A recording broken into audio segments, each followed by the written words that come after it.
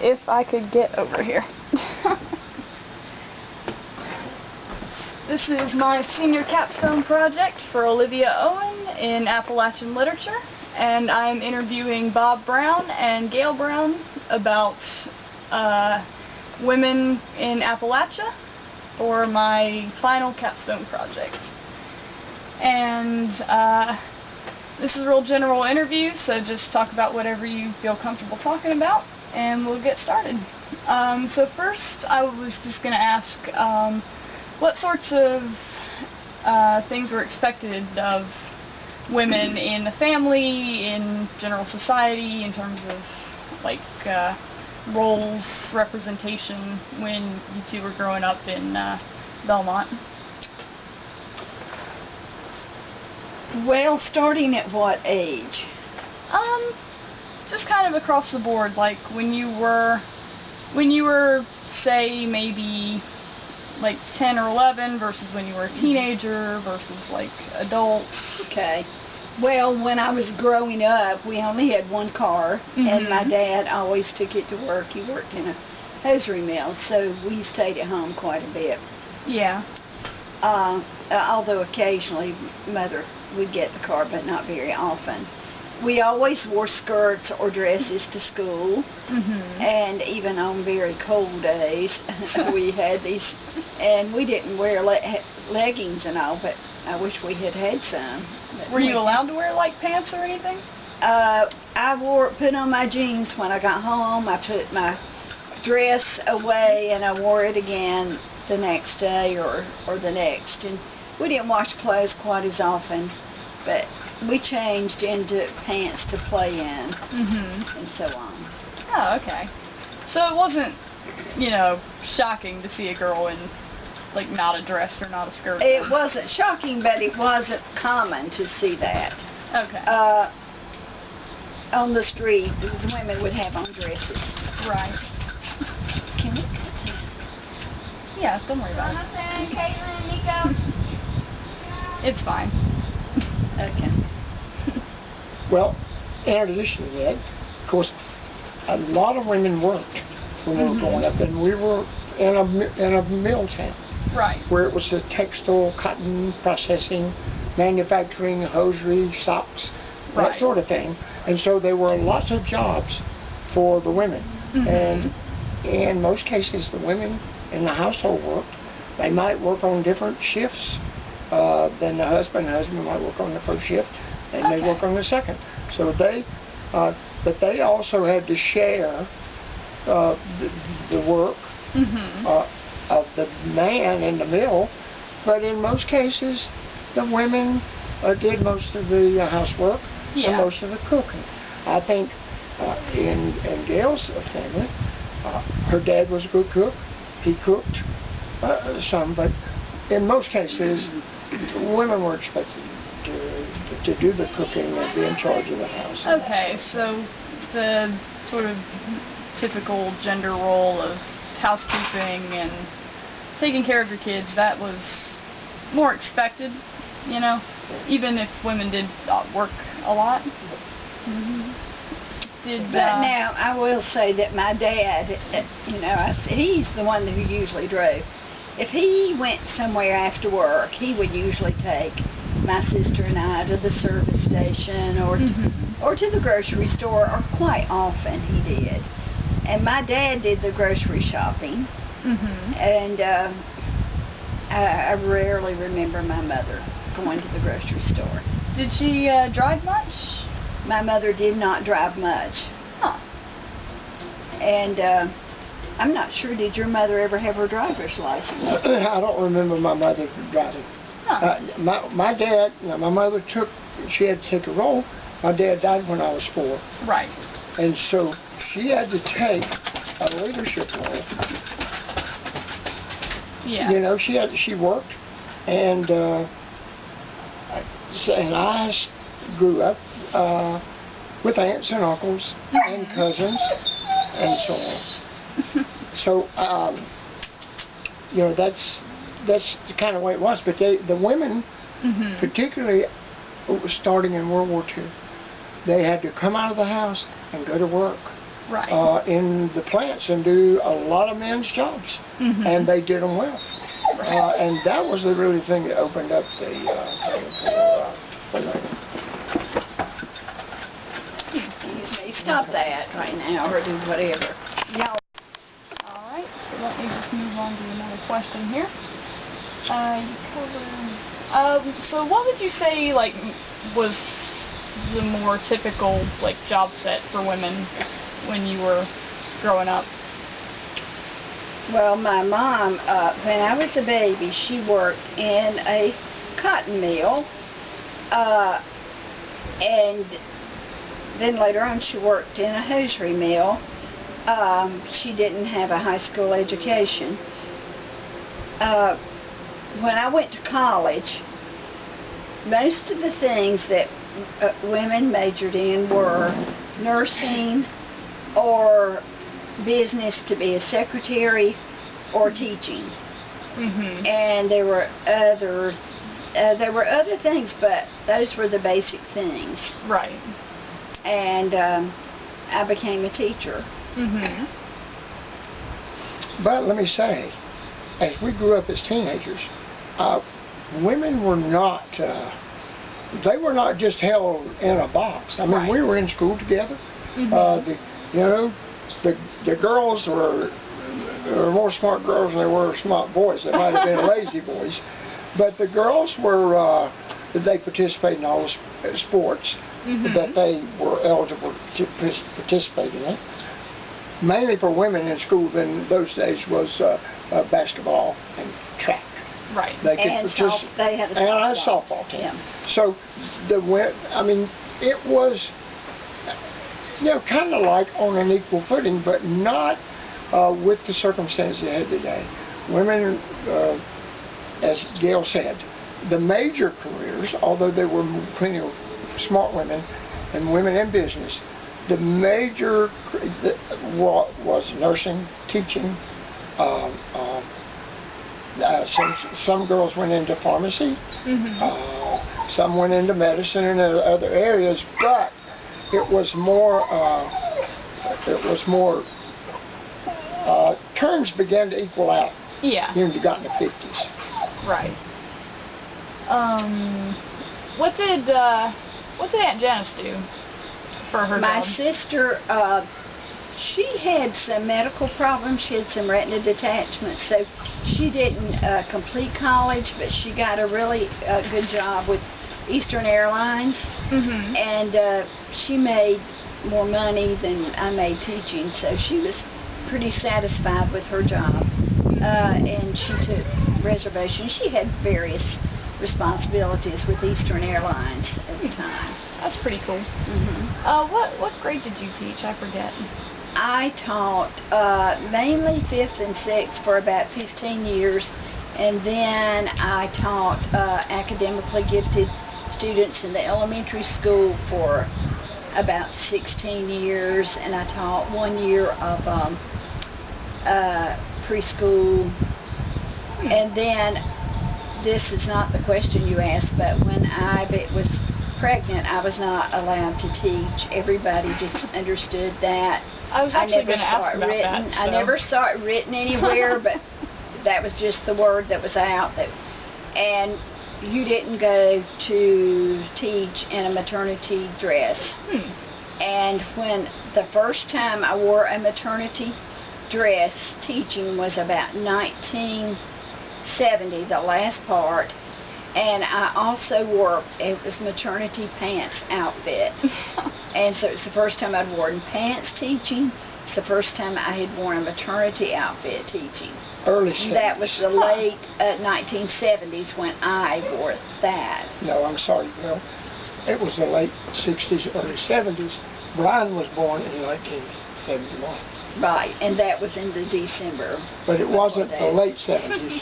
It was the early 70s. Oh, I'm sorry, the late part of 1970. I worded that wrong. Yes. The late part of Thank the you. 1960s. You're right. And early 1970s. You're right. Yeah.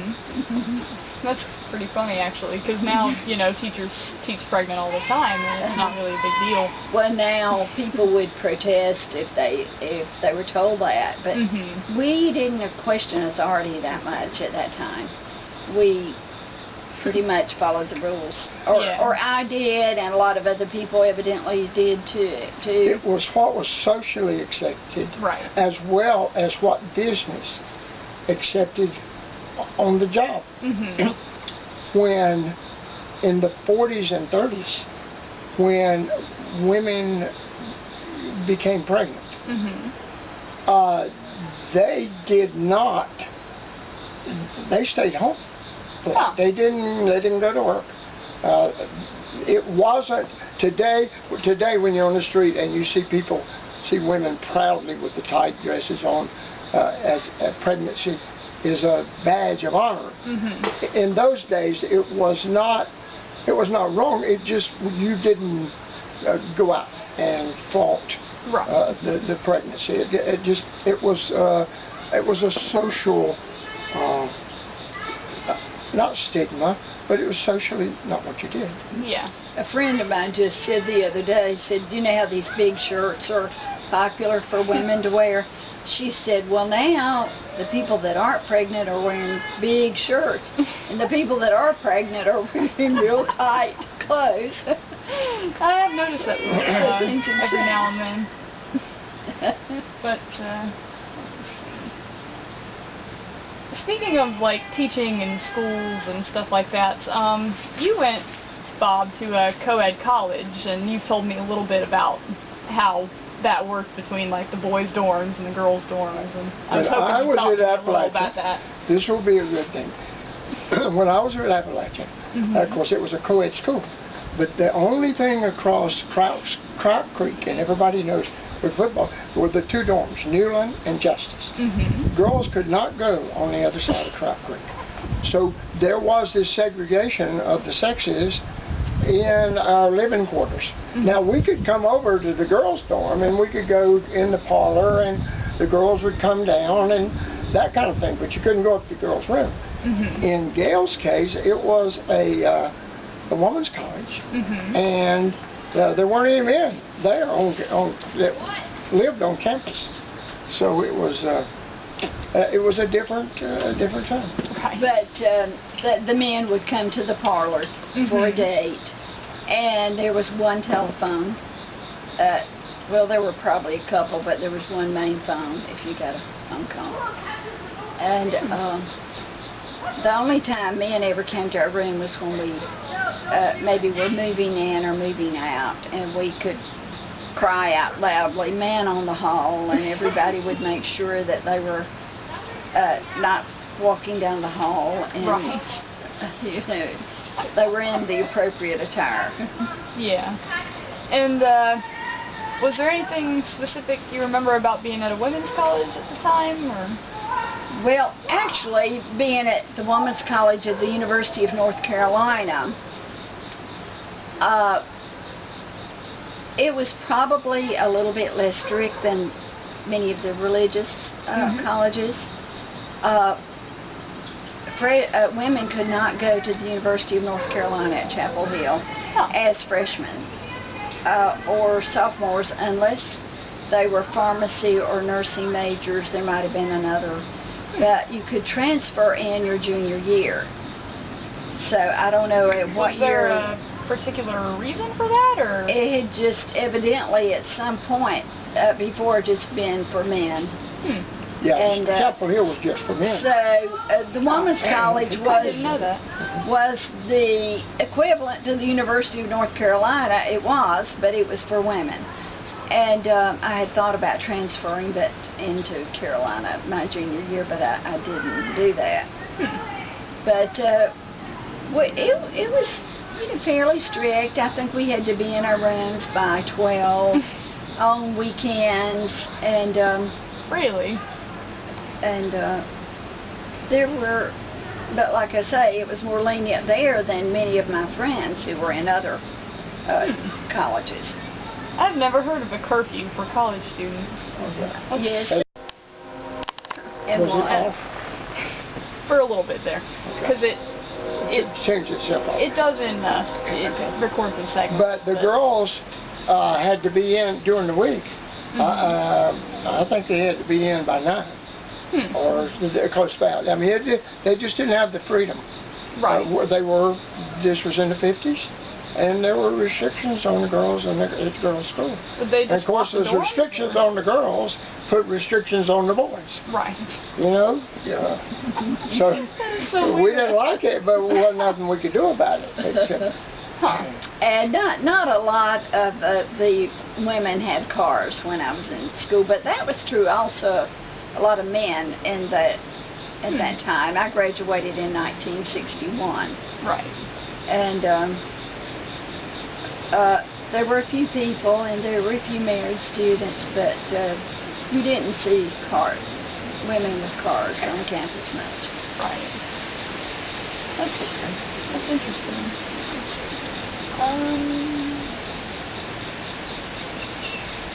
That was most of what I was going to ask you.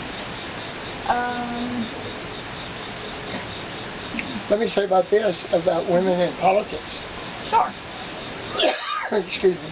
It was difficult in politics. Politics was a man's game. There were a few women, and there were few women in positions they were just powerful, aggressive women in the political field. But as far as a lot of women in office, there wasn't. And it was a man's world. Right. And the women gradually fought their way in. And now... I didn't even see women not women ministers. Yeah, no, you didn't see any in our area of the country. You didn't see any female ordained ministers. They were all men. Yeah. And at church councils in certain denominations, women were restricted from serving on the church council. Really? Now, that's not the way it's been for the last 50 years in the church at Lutheran Chapel where we go. Women have always been eligible to serve as long as we've been here. But there are a couple other Lutheran church that we went to in our hometown. Up until recent years, women were not allowed to serve on the church council. So, in the religious community, in the social community, all of them kind of dance to the same drummer. Right. In certain ways. So that's kind of the way that works. I didn't actually know that, so...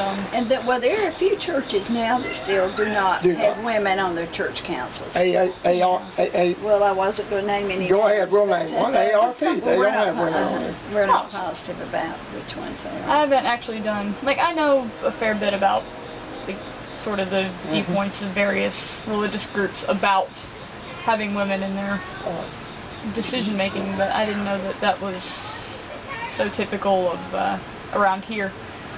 But well, it's not typical, but there are some. Well, I mean, at the time, it was typical. back then, because I knew more about the current. Unusual, out of order. It went the other way. Yeah, in my researching and in a lot of the novels that we've read for this class, particularly a novel by James Still, there is a lot of emphasis put on the role of a grandmother with her grandchildren and the mother of those children, and just their role as sort of a teacher within the home, and about they run farms. They plant their own food, they do this, they do that, and as a role of a grandparent as sort of a healer. And I was wondering if you had any kind of experience with that in your own family, in our family. As a healer, there's a little bit about what they used to say about grandpas. But in that vein of what you're talking about, the thing that has happened in our lifetime, as we have seen the role of grandparents and parents as advisors and sources of knowledge and information, become subservient to the computer age. And the kids today spend a lot of their time, unless they're someone who is aggressive, like you to ask the questions, or you got an aggressive grandfather like me that makes you listen, and tells you all this stuff. But there's been this divide that has, we think, has adversely affected the relationship between the older generation and the younger generation. And we hope that some of that is going to heal itself once. But everybody now, the younger generation, is tied to the computer and to the phone. And this conversation about old times and how certain moral and business astuteness that was passed on from mother to daughter, father to son, we've lost a lot of that. Well, I will say this, as families don't live together close together as they once did. Children move away from their families, so the grandparents are not sometimes very close by. My grandmother lived with us for probably about 5 years, and so I was with her quite a bit. I think that there is less respect for the elderly people. I think it is looked at as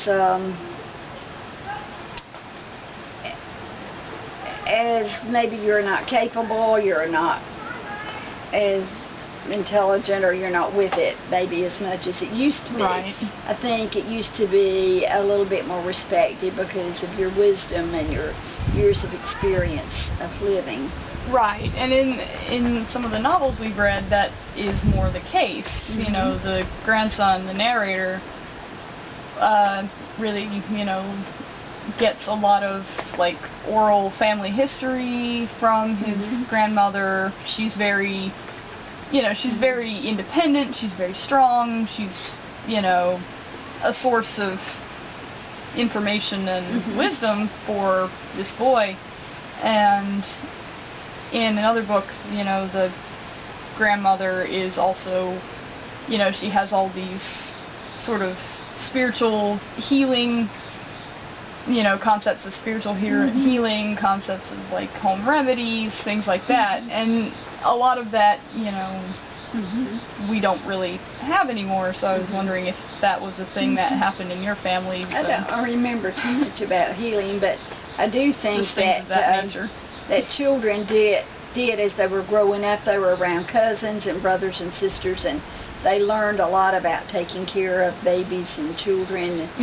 And I wonder today if young women have that same experience of because they had maybe already practiced a little bit. Now, not me, but I think the generation before me. Are they out there? Down there. But well, let me say this while we're on this healing business. Sure. Now, your grandmother here has forgotten one thing about her. I will say a little bit about my grandfather. I don't know this, and I never saw any of this happen, but I did hear them say at some time that that Papa could stop bleeding. I mean, now that I don't know how that worked or anything. I never saw a demonstration of it. Gail's, your grandmother, had this severe eczema when she was a kid. And I had eczema. Yeah. That's what I said. Your grandmother had eczema. Her parents sought out every way they could to try to find, even to. Just go ahead and say what you're thinking about. My dad was raised on a mill village in Belmont, North Carolina, and he was born in 1918. And the mill was not that far from the house. And a lot of times at mealtime they had their main meal in the middle of the day, and Grandma would be cooking up fried potatoes and cornbread and this and that, and they would pack up a meal, and somebody would run up to the meal and take it to them, and sometimes they could just hand it in the window there or go in the door. People could come and go if they needed to. They couldn't bother the workers. But I know my husband could go by the mill where his mother worked, and he could holler at her, or she could flip him a quarter out the window. They weren't air conditioned, to go to the movie, so he could go to the movie or something while she was working. And then on Sundays, we would visit my grandmother or some of my aunts, and sometimes people would just show up to eat. I know at Bob's family, they just cooked up a bunch of food and had it, and whoever showed up ate. And Bob had said he remembers a lot of times the children would eat after. They'd just let them play a while, and the adults would eat, and then the children would eat next. Kind of in reverse of the way it is now. We have the children eat, and then the adults eat, or all eat together sometimes. And people didn't beg children to eat then. They just they either got it or it got gone. Most of the time. You'll eat if you're hungry. Now my dad did say in his family that his dad sat at the head of the table, and there were about 8 or 9 children, and they passed the food around, and it went by the girls first. And my dad said they were glad if the girls passed up something, because they knew they'd get a little bit more. But it went to his grandfather last, and there was always enough food left for his grandmother, for his grandfather. They didn't eat it all. But I was wondering about, like, particularly, like, how often were, like, home remedies for things used like, your house with, like, Mimi? Did she ever, you know, kind of unconventional healing methods? We did not have a lot of home remedies. I remember when I had the mumps one time, I had them in both sides, and I really swelled up badly. And my dad came home and said, so-and-so, or Grandma or somebody said, tie a silk scarf around her so the mumps won't go down on her.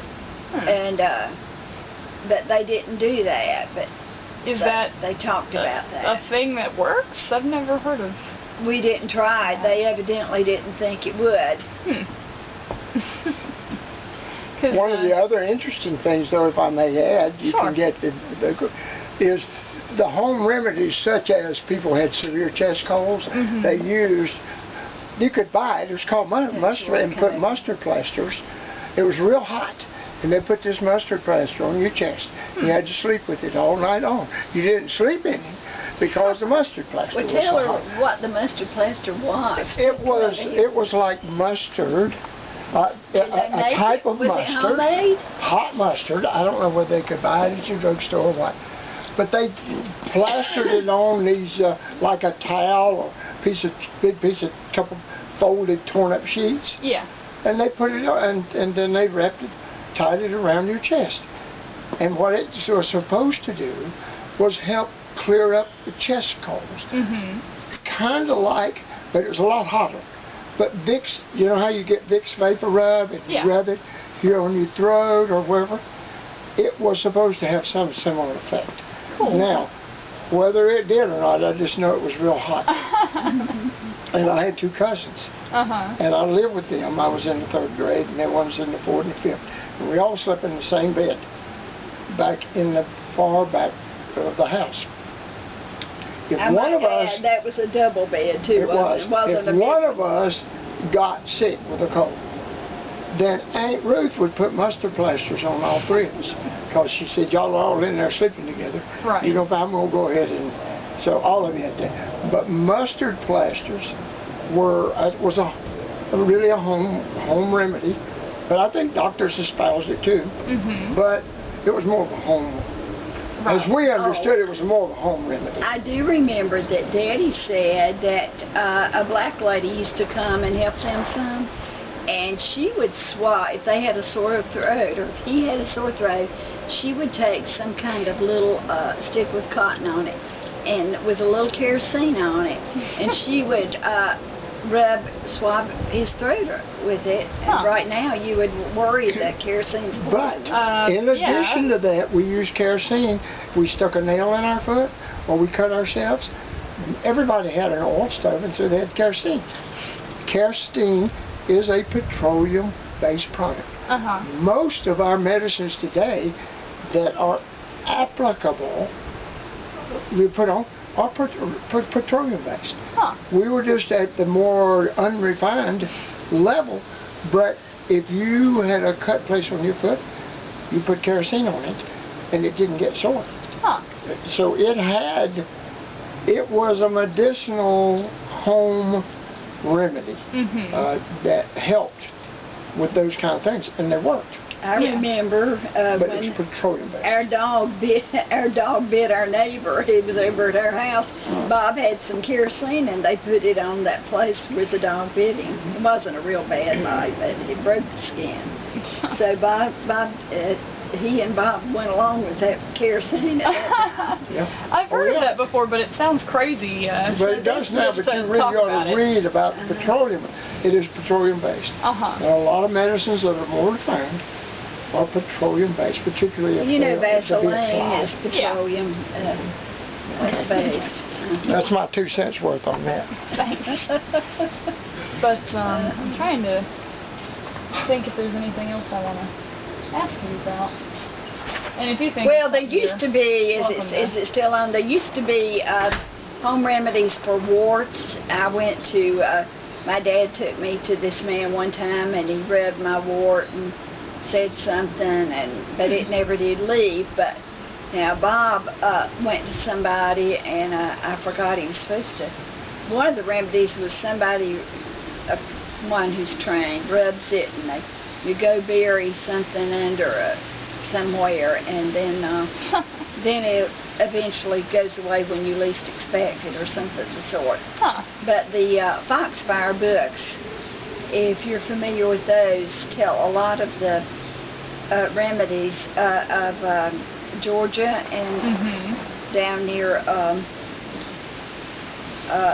in the Georgia mountains. Yeah, because I know I've done some research before for a different paper about just like various sort of lore and superstition and kind of not the most refined, unusual practices for just sort of life and general things like that. And I was wondering if any of that was in your family, just sort of unusual lore, like kind of, My grandma told me one time they used to tell a story about somebody, and when he rode through the cemetery on his horse, something, as he got to a certain cemetery, something would jump on the back of his horse and ride, and then when he passed the cemetery, it jumped off. That was one of the stories she used to tell, and my cousins used to say, talk about bohunkus would get you. Nobody else ever told me that, but I've never heard that one. I hadn't either, but they informed me about bohunkus, and he was something you didn't want to be around, I think. Doesn't sound terribly friendly. No, scary. Kind of along the same lines as like haints and things like that. Yes, but there's a lot of charm about some of the old ways and the old stories and things. And I feel like, at least from the stuff I've been looking at, articles and stuff like that, that a lot of times like the women in the family were kind of the holders of a lot of the knowledge of here's how you do this, and here's the family history and things that a lot of people, I don't think these days actually get much of. My dad was a big storyteller. He was just a big talker. And he has a wealth of stories, and you've read some of those in one of the books that Bob wrote. I've heard them 1,000 times. The outhouses and etc. So always.